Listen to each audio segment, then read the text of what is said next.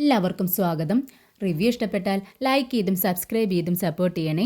അലീന മുത്തശ്ശിയോട് ചോദിക്കുന്നുണ്ട്, മുത്തശ്ശി എയർപോർട്ടിലേക്ക് ആരൊക്കെ പോകുന്നത്? ഇത് കേട്ട് മുത്തശ്ശി പറയുന്നുണ്ട്, അതുമോളെ ബാലചന്ദ്രനും കമലയും രഞ്ജിനിയുമായിരിക്കും. അവർ പോയ ഉടനെ നമുക്ക് കടപ്പാട്ടൂരിലേക്ക് പോകണ്ടേ? ഇത് കേട്ട് അലീന പറയുന്നുണ്ട്, മുത്തശ്ശിക്ക് വണ്ടിയിലൊക്കെ ഇരിക്കാൻ പറ്റുമോ? ഏയ് ഇല്ല മോളെ, അതുകൊണ്ട് വൈജയന്തി നമുക്ക് ആംബുലൻസ് വിളിച്ചു തരാമെന്ന് പറഞ്ഞിട്ടുണ്ട്. ഇത് കേട്ട് അലീന ചോദിക്കുന്നുണ്ട്, അപ്പോൾ മുത്തശ്ശിയോടൊപ്പം ഞാനും ആംബുലൻസിലായിരിക്കും വരുന്നത് അല്ലേ? അപ്പോഴേക്കും അങ്ങോട്ട് വൈജയന്തി കയറി വരുന്നുണ്ട്. അമ്മേ, റെഡിയായില്ലേ? ആംബുലൻസ് ഇപ്പോഴെത്തും, നമുക്ക് പെട്ടെന്ന് പോകണം. അതിനെന്താ മോളെ, എൻ്റെ എല്ലാം കഴിഞ്ഞു. അതാ അലീന മോള് ഡ്രസ്സെല്ലാം എടുത്തു വെച്ചിരിക്കുന്നു എന്ന് മുത്തശ്ശിയും പറയുന്നുണ്ട്. പെട്ടെന്ന് വൈജയന്തി ഐലീനെ ഇങ്ങനെ അടിമുടി നോക്കുന്നുണ്ട്. എന്നിട്ട് ചോദിക്കുന്നുണ്ട്, എന്താടി നീയും എയർപോർട്ടിലേക്ക് പോകുന്നുണ്ടോ? ഇത് കേട്ട് മുത്തശ്ശി ചോദിക്കുന്നുണ്ട്, എന്താടി നീ അങ്ങനെ പറഞ്ഞത്? അല്ല, ഇവളുടെ മട്ടും പാവും ഈ ഡ്രസ്സിങ്ങും ഒക്കെ കണ്ടിട്ട് ഞാൻ ചോദിച്ചതാ. അതെന്താ അവളുടെ ഡ്രസ്സിനൊരു കുഴപ്പം? അവളൊരു ചുരിദാറല്ലേ ഇട്ടിരിക്കുന്നത്. അത് തന്നെയാ കുഴപ്പം. ഇത്രയും ഒരുക്കത്തിൻ്റെ ഒന്നും ആവശ്യമില്ല എന്ന് വൈജയന്തി പറയുന്നുണ്ട്. ഇത് കേട്ട് മുത്തശ്ശി പറയുന്നുണ്ട്, എന്തിനാ വൈജയ് നീ അതിനെ കാണുമ്പോൾ എപ്പോഴും ഇങ്ങനെ വഴക്ക് പറയുന്നത്? അതങ്ങനെ ഒരുങ്ങിയിട്ടൊന്നുമല്ല നടക്കുന്നത്. അതൊരു ചുരിദാർ എടുത്തിടും, അത്രമാത്രം. ഇത് കേട്ട് വൈജയന്തി പറയുന്നുണ്ട്, എന്തായാലും കടപ്പാട്ടൂരിലേക്ക് നിന്റെ അടവൊന്നും നടക്കില്ല കേട്ടോ. തൊലി വെളുപ്പുണ്ടെന്ന് കരുതി നീ എന്തും ചെയ്യാമെന്ന് വിചാരിക്കരുത്. ഇത് കേട്ട് അലീനയ്ക്ക് ഒരുമാതിരിയാവുന്നുണ്ട്. നീ ആ കുട്ടിയൊന്ന് വെറുതെ വിടി വൈജയെന്ന് അമ്മ പറയുന്നുണ്ട്. അപ്പോഴേക്കും വൈജയന്തി പറയുന്നുണ്ട്, ഡി ആ ബാഗെല്ലാം എടുത്തുകൊണ്ട് പുറത്ത് കൊണ്ടുപോയി വെക്ക്, ആംബുലൻസ് ഇപ്പോഴെത്തും. ഇതും പറഞ്ഞുകൊണ്ട് വൈജയന്തി അവിടെ നിന്നും ഇറങ്ങിപ്പോകുന്നുണ്ട്. അങ്ങനെ ശിവശങ്കർ എയർപോർട്ടിലേക്ക് ഇറങ്ങിയതും നമ്മുടെ വൈജയന്തിയും അലീനയും അമ്മയും കൂടി ഹരിശങ്കറും ഒപ്പമുണ്ട്. അവരെല്ലാവരും കൂടി കടപ്പാട്ടൂരിലേക്ക് ഇറങ്ങുന്നുണ്ട്. കടപ്പാട്ടൂരിലെത്തിയതും ബബിത ഓടി വരുന്നുണ്ട്. വൈജയന്തി പറയുന്നുണ്ട്, മോളെ നീ അമ്മയുടെ കാലൊന്ന് പിടിക്ക്. എന്നിട്ട് അലീനയോട് പറയുന്നുണ്ട്, നീ ചെന്ന് നിൻ്റെ മാറാപ്പും അമ്മയുടെ ഡ്രസ്സും എല്ലാം കൂടി ഇങ്ങോട്ട് എടുത്തുകൊണ്ട് വാ, നീ ചെല്ല് എന്നും പറഞ്ഞുകൊണ്ട് ആംബുലൻസിലേക്ക് പറഞ്ഞയക്കുന്നുണ്ട്. അങ്ങനെ എല്ലാവരും കൂടെ പിടിച്ചുകൊണ്ട് അമ്മയെ അകത്തേക്ക് ഇരുത്തുന്നുണ്ട്. കവിത അലീനയെ ഇങ്ങനെ സൂക്ഷിച്ചു നോക്കുന്നുണ്ട്. അവൾക്ക് ഒട്ടും അലീനയെ ഇഷ്ടപ്പെടുന്നില്ല. എന്നാൽ അലീനയാണെങ്കിൽ തൻ്റെ അനിയത്തിയാണല്ലോ ഇത് എന്നുള്ളൊരു സന്തോഷത്തോടെ വളരെ പുഞ്ചിരിയോടുകൂടിയാണ് ബബിതയുടെ മുഖത്തേക്ക് നോക്കുന്നത്. കൃഷ്ണമോൾ ഓടി വന്ന് മുത്തശ്ശിയെ കെട്ടിപ്പിടിക്കുന്നുണ്ട്. മുത്തശ്ശി എന്ന് വിളിച്ചുകൊണ്ട് അലീന ബാഗെല്ലാം തൂക്കിക്കൊണ്ട് അകത്തേക്ക് വരുന്നുണ്ട്. ചുറ്റുപാടും നോക്കുന്നുണ്ട്. അവൾ വലതുകാലെടുത്ത് വെച്ച് കടപ്പാട്ടൂരിലേക്ക് കയറുന്നുണ്ട്. അകത്തേക്ക് കയറി വരുന്ന അലീനയോട് വൈജയന്തി ചോദിക്കുന്നുണ്ട്, നീ ഇതെവിടെയായിരുന്നു? അല്ല, ഞാനത് ബാഗ് എടുക്കാൻ വേണ്ടി പോയതാ. അതെല്ലാം അവിടെ ഒരു മുക്കിൽ വെച്ചിട്ട് നീ ഇങ്ങോട്ട് വാ. അമ്മ ചോദിക്കുന്നുണ്ട്, അല്ല അലീന മോൾ എവിടേക്ക് എടുത്തുക? അതിനെന്താ, കുഞ്ഞുമോൾ കിടക്കുന്നില്ലേ, ആ റൂമിൽ കിടന്നോളൂ. എന്താ വൈജയൻ നീ പറയുന്നത്? എന്നെ നോക്കാൻ വന്ന കുട്ടി എൻ്റെ അടുത്തല്ലേ കിടക്കേണ്ടത്? നീ ഇവിടെ ഒരു പഴയ ഒരു കട്ടിൽ കിടക്കുന്നില്ലേ എക്സ്ട്രാ? ആ കട്ടിലെടുത്ത് ഇതാ ഇവിടെ എങ്ങ് ഇട്ടേക്ക് എന്ന് അമ്മ പറയുന്നുണ്ട്. ഇത് കേട്ട് വൈജയന്തിക്ക് ദേഷ്യം വരുന്നുണ്ട്. അങ്ങനെ ഇവിടെ കിടക്കുകയാണെങ്കിലേ അവളെ അവിടെ താഴെ കിടന്നോളും. കട്ടിലും സപ്രമഞ്ച കട്ടിലൊന്നും വേണ്ട അവൾക്ക്. എന്താ എന്ന് ചോദിക്കുന്നുണ്ട്. ഇത് കേട്ട് അലീന പറയുന്നുണ്ട്, ആയിക്കോട്ടെ മുത്തശ്ശി, കുഴപ്പമില്ല. എനിക്ക് ഉറക്കം വന്നാൽ എവിടെയെങ്കിലും ഒന്ന് തല ചായ്ക്കണം, എനിക്ക് അത്ര മാത്രമേ ഉള്ളൂ. ഞാൻ താഴെ കിടന്നോളാം എന്ന് പറയുന്നുണ്ട്. ഹരിയാണെങ്കിൽ ഇടയ്ക്കിടയ്ക്ക് ഇങ്ങനെ അലീനയുടെ മുഖത്തേക്ക് നോക്കുന്നുണ്ട്. വൈജയന്തി ഹരിയോട് പറയുന്നുണ്ട്, എടാ ഹരി, നീ എന്താ ഇങ്ങനെ നോക്കി നിൽക്കുന്നത്? വീൽ ചെയർ ഉണ്ടല്ലോ, അതങ്ങ് പുറത്തേക്ക് വെക്ക് എന്ന് പറയുന്നുണ്ട്. അങ്ങനെ മനമില്ല മനസ്സോടെ ഹരി വീൽ ചെയറും തള്ളിക്കൊണ്ട് പുറത്തേക്ക് പോകുന്നുണ്ട്. അമ്മേ, എന്തെങ്കിലും ആവശ്യമുണ്ടെങ്കിൽ എന്നെ വിളിച്ചോളണം എന്ന് പറഞ്ഞ് വൈജയന്തി റൂമിൽ നിന്നും ഇറങ്ങിപ്പോകുന്നുണ്ട്. ഉടനെ തന്നെ നമ്മുടെ അലീന റൂമെല്ലാം ഇങ്ങനെ ശ്രദ്ധിക്കുന്നുണ്ട്. ഇത് കണ്ട് മുത്തശ്ശി പറയുന്നുണ്ട്, മോളെ ഇനി നമ്മുടെ രണ്ടിൻ്റെയും ജീവിതം ഈ റൂമിനുള്ളിലാ. എങ്ങനെ മോൾക്ക് ഇഷ്ടപ്പെട്ടോ എന്ന് ചോദിക്കുന്നുണ്ട്. പിന്നെ എനിക്ക് ഇഷ്ടപ്പെട്ടു എന്ന് അലീനയും പറയുന്നുണ്ട്. കൊല്ലപ്പള്ളിയിലായിരിക്കുമ്പോഴേ ഈ വൈജയന്തിക്ക് എപ്പോഴും ഇങ്ങനെ കുറ്റങ്ങൾ പറയാനേ ഉണ്ടായിരുന്നുള്ളൂ. അവരെന്നെ ശരിക്കും നോക്കുന്നില്ലെന്നും പറഞ്ഞ് എപ്പോഴും വഴക്കായിരിക്കും. പക്ഷേ മുത്തശ്ശി, അവർ രണ്ടുപേരും എപ്പോഴും നല്ല കൂട്ടാണല്ലോ. ഇത് കേട്ട് മുത്തശ്ശി പറയുന്നുണ്ട്, അതൊക്കെ നിനക്ക് തോന്നുന്നതാ, വെറും അഭിനയ മോളെ, മറ്റുള്ളവരെ കാണിക്കാൻ വേണ്ടി. മുത്തശ്ശി പറഞ്ഞത് ശരിയാ, അവിടെ അത്രക്ക് പോരാ.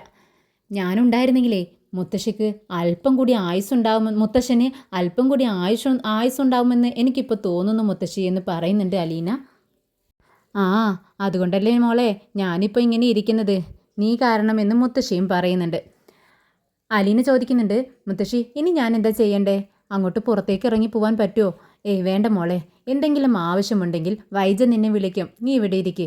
അപ്പോഴേക്കും പുറത്തു നിന്നുള്ള വൈജയുടെ വിളി ഇങ്ങനെ നീട്ടിയുള്ള വിളി കേൾക്കുന്നുണ്ട്. അലീനേ. ഇത് കേട്ട് അലീന പറയുന്നുണ്ട്, കണ്ടോ നമ്മളിങ്ങ് പറഞ്ഞ് നാക്ക് വായിലേക്ക് ഇട്ടതല്ലേ ഉള്ളൂ, അപ്പോഴേക്കും വിളിക്കുന്നുണ്ട്. ഞാൻ അങ്ങോട്ട് ചെല്ലട്ടെ എന്നും പറഞ്ഞുകൊണ്ട് അലീന പുറത്തേക്ക് പോകുന്നുണ്ട്. ഇങ്ങനെ ഹലീന ഹോളൊക്കെ ക്ലീൻ ചെയ്യുന്നുണ്ട്. ഇത് ഹരി മുകളിലെ നിലയിൽ നിന്നും താഴേക്ക് നോക്കിക്കൊണ്ട് കാണുന്നുണ്ട്, ഒളിഞ്ഞു നിന്ന് നോക്കുവാണ്. ഇത് കണ്ട് രോഹിത് അങ്ങോട്ട് വന്ന് ഹരിയുടെ പുറത്ത് തട്ടിക്കൊണ്ട് ചോദിക്കുന്നുണ്ട്, എന്താണ് നീ ഇവിടെ കാണിക്കുന്നത്? ഏയ് മിണ്ടലടാ, പതുക്കെ, നീ അങ്ങോട്ടേക്ക് നോക്ക് എന്ന് പറഞ്ഞുകൊണ്ട് അലീനയെ ചൂണ്ടിക്കാണിച്ചു കൊടുക്കുന്നുണ്ട്. അങ്ങനെ ഹരി പറയുന്നുണ്ട്, എടാ കണ്ടോ, നല്ലൊരു മുതല, ഇനി നിനക്ക് ഒന്ന് മുട്ടി നോക്കാം, ഇവളിനി ഇവിടെയല്ലേ താമസിക്കാൻ പോകുന്നത്. രോഹിത് പറയുന്നുണ്ട്, എടാ നിനക്ക് എപ്പോഴും ഇങ്ങനൊരു ചിന്ത മാത്രമേ ഉള്ളൂ, എന്താടാ ഇത്, മോശമല്ലേ എന്ന് ചോദിക്കുന്നു. ഓ പിന്നെ മോശം, നീ അത്രയ്ക്ക് മോശമൊന്നും അല്ലല്ലോ. എടാ എൻ്റെ പ്രായം ഇതല്ലേ, ഈ പ്രായത്തിൽ ഇതൊക്കെ അല്ലേ തോന്നത്തുള്ളൂ.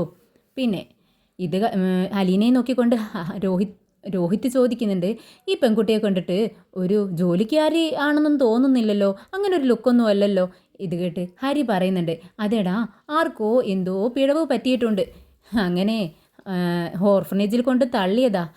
വളർന്നു വലുതായപ്പോൾ അമ്മയുടെയോ അച്ഛൻ്റെയോ ഗുണം കാണിക്കുന്നു, അതാ ആ പെൺകുട്ടി ഇത്രയും ഭംഗി. ഇത് കേട്ട് രോഹിത് പറയുന്നുണ്ട്, അല്ല ഇത്രയും ദിവസം അവൾ കൊല്ലപ്പള്ളിയിലായിരുന്നില്ലേ, നീ മുട്ടി നോക്കിയില്ലേ? ഇത് കേട്ട് ഹരി നന്നായി തട്ടി വിടുന്നുണ്ട്.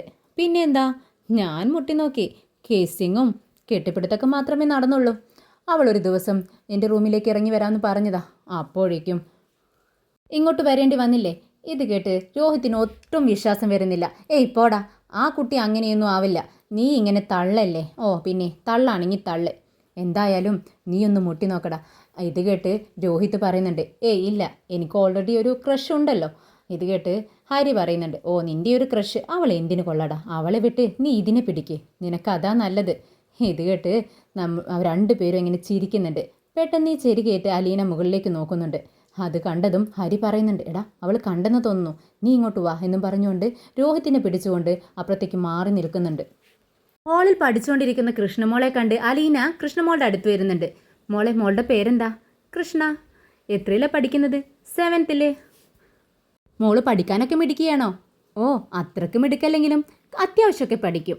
അപ്പോഴേക്കും ബബിത അദിയനെ പാസ് ചെയ്യുന്നുണ്ട്. ബബിത അലീനയൊന്ന് സൂക്ഷിച്ച് നോക്കുന്നുണ്ട്. ബബിത നേരെ കിച്ചണിലേക്ക് പോകുന്നുണ്ട്. അപ്പോൾ അലീന ചോദിക്കുന്നുണ്ട്, മോളുടെ ചേച്ചിയുടെ പേരെന്താ? ബബിത. ആ ചേച്ചി നന്നായി പഠിക്കുമോ? ഏതിലാണ് പഠിക്കുന്നതെന്ന് ചോദിക്കുന്നുണ്ട്. അപ്പോൾ കൃഷ്ണമോൾ പറയുന്നുണ്ട്, അത് ഡിഗ്രിക്കാ, പക്ഷേ പഠിക്കില്ല, തലയിൽ ഒന്നുമില്ല എന്ന് കൃഷ്ണമോൾ പറയുന്നുണ്ട്.